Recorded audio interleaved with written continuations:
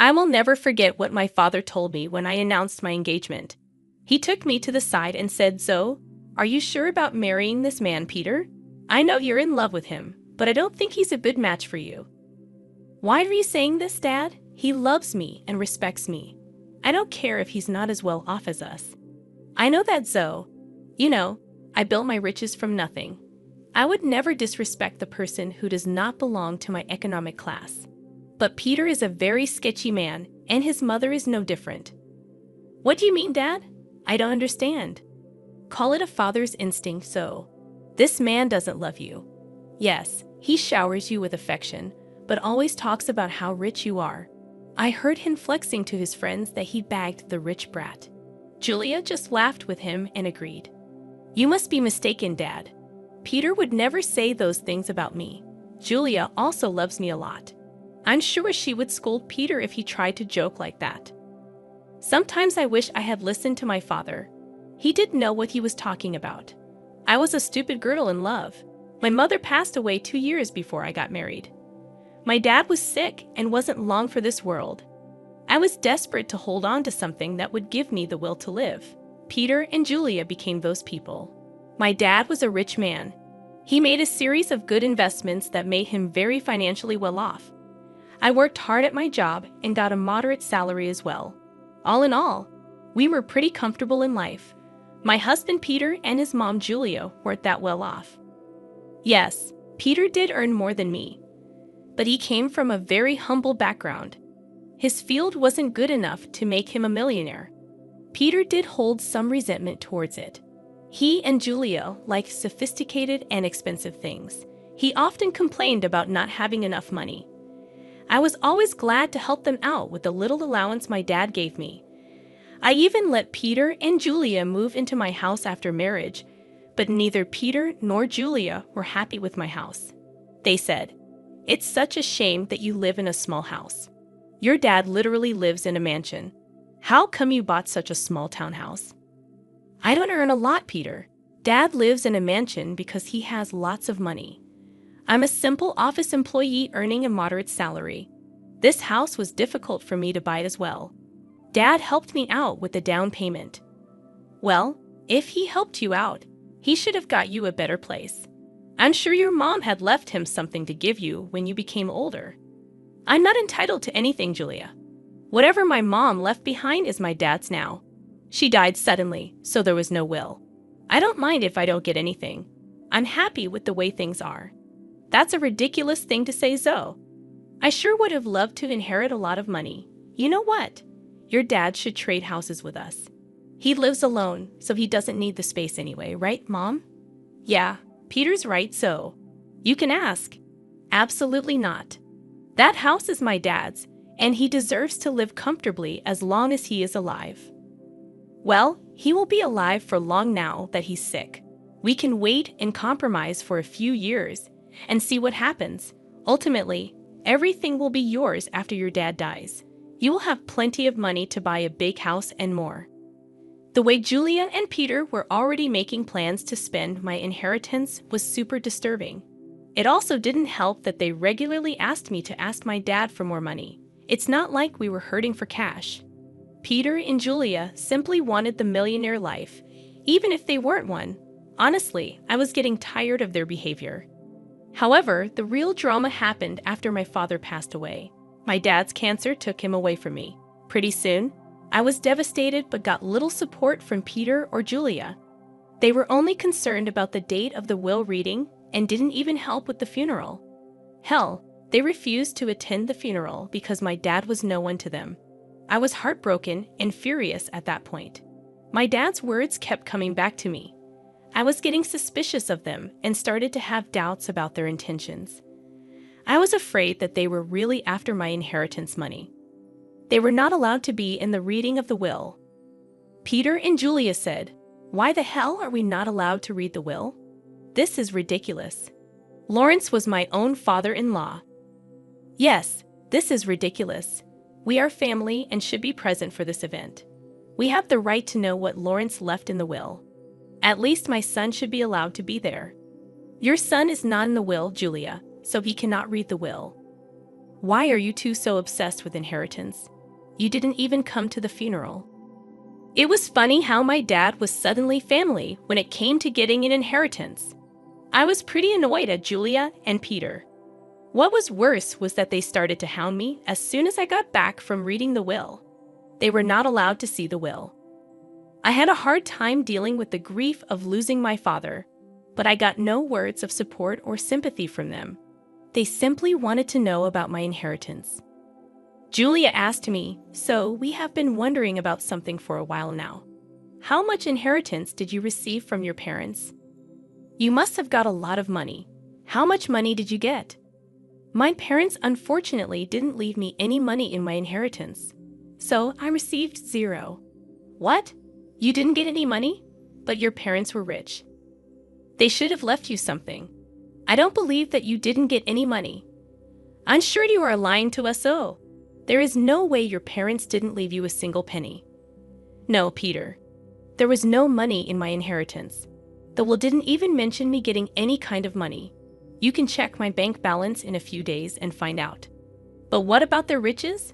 Who will get those? You are their only child. I don't know about that, Julia. The lawyer just told me that I didn't get any money. It's fine by me. It was my parents' money, and it's up to them who they would give it to. That is ridiculous.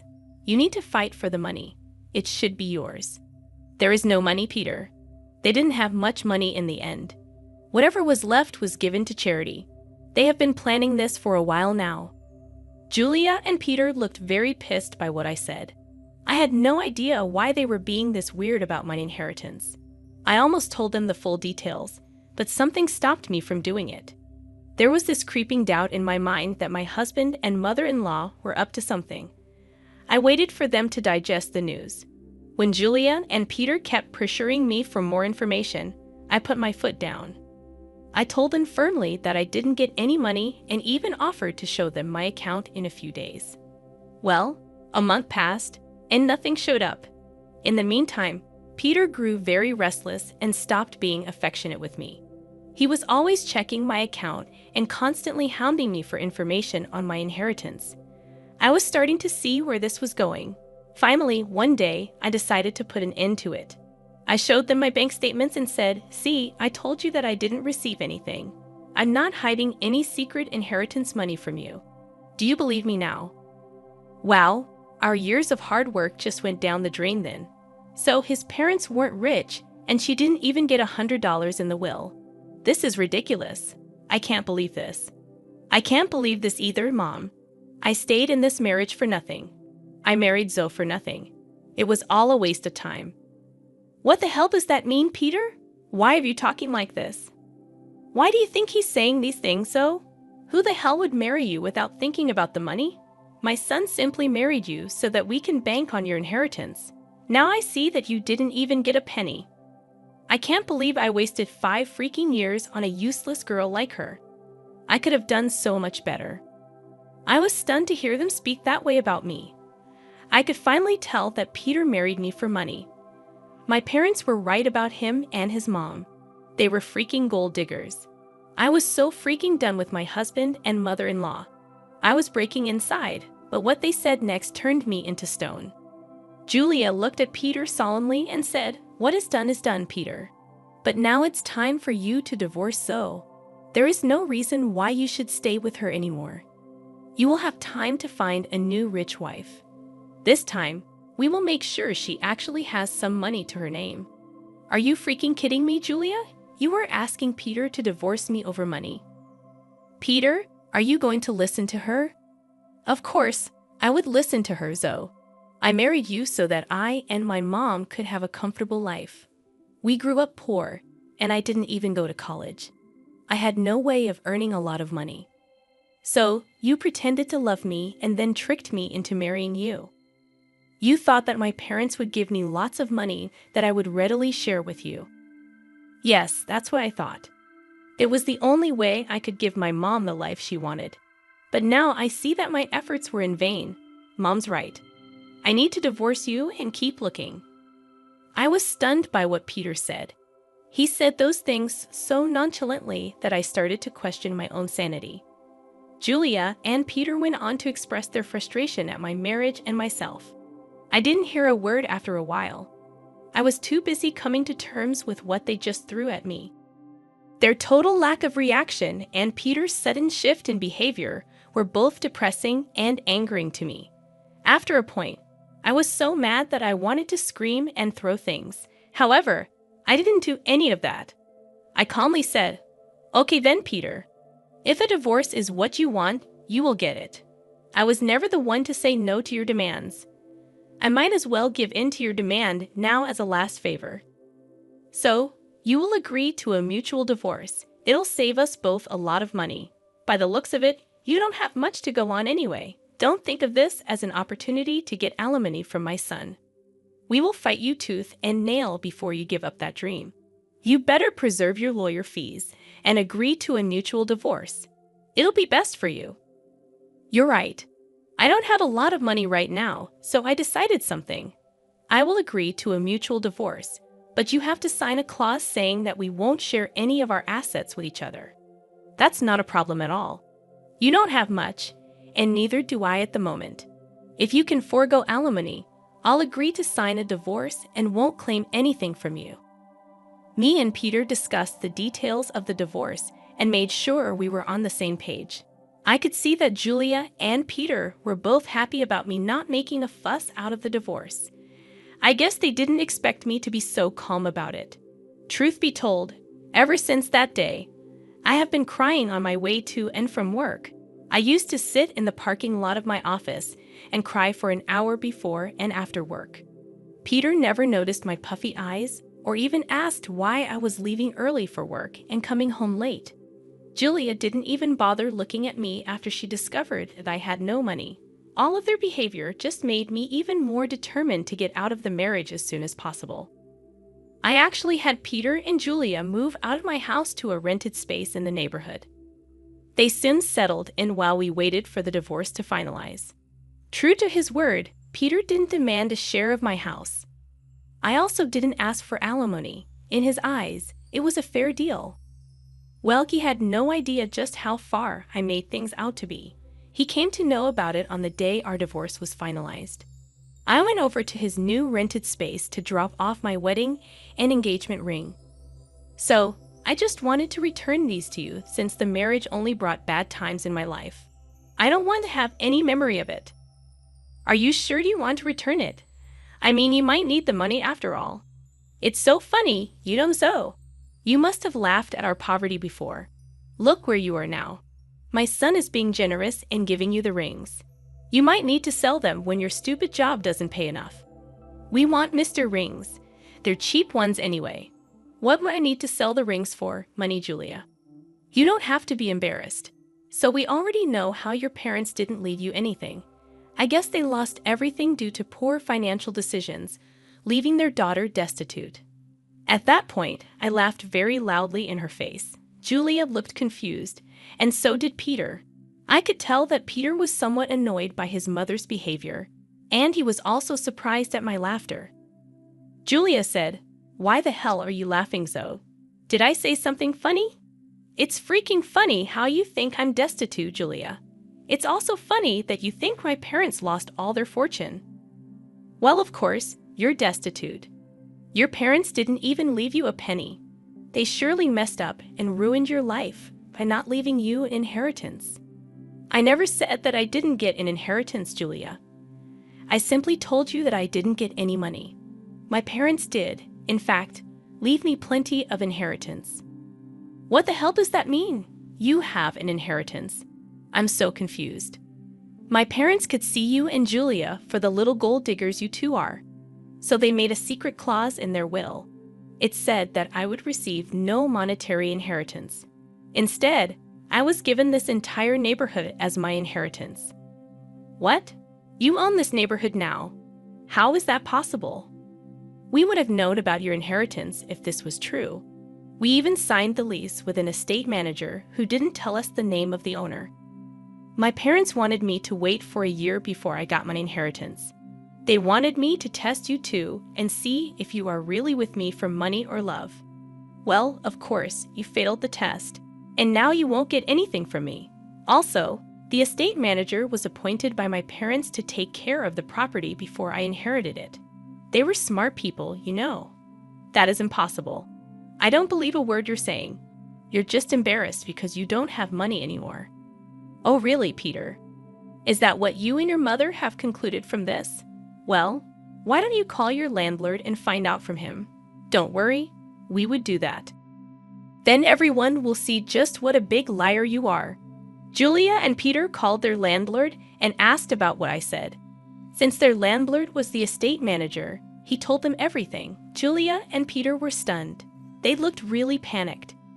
After cutting the call, they said, "You lied to us. You tricked us into thinking that you don't have anything, but you own the entire housing society now. How dare you trick us so? You wanted all your riches to yourself, so you tricked Peter into divorcing you and made him sign papers that he wouldn't claim anything from you." I laughed at their audacity to turn this one on me. It was finally dawning on them that they had messed up royally, and now it was time for some sweet karma. I said, "It's funny you accused me of tricking you too, Peter. You tricked me into marrying you by telling me that you love me. Julia, you helped your son in this plan, and you were the one to tell him to divorce me. If anyone here was being a scammer, it was you too. As for my inheritance, you asked me how much money I got, and I answered truthfully. This was all a misunderstanding. So, what happened is in the past. Why don't we just try again in the new light? We did spend 4 years together. It would be a shame to throw it away. So now you want me back in your life. Funny how you were desperate to start afresh with a new girl. I hear that you are already seeing someone rich. Don't worry, I'll inform her about what a snake you are." Peter and Julia started to beg me not to mess up this new relationship. Peter told me that since I wasn't ready to give him another chance, I shouldn't mess up his future. I told him to freak off. Also, I informed them that I will kick them out once the property is transferred to my name. They panicked at that and started to beg me even more. In the weeks that followed, Julia and Peter showed up at my house to beg me to forgive them.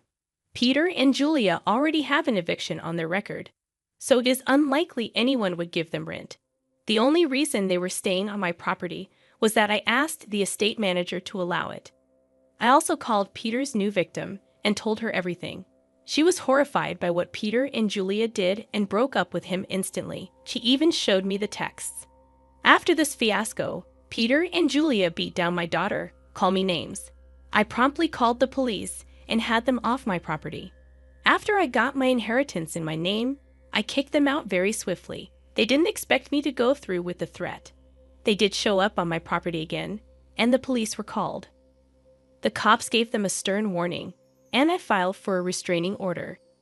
Turns out the entire town knew about what happened. They were essentially disowned by friends and had to leave the city to start afresh. Meanwhile, I'm enjoying my new wealth and am finally free from gold-digging leeches.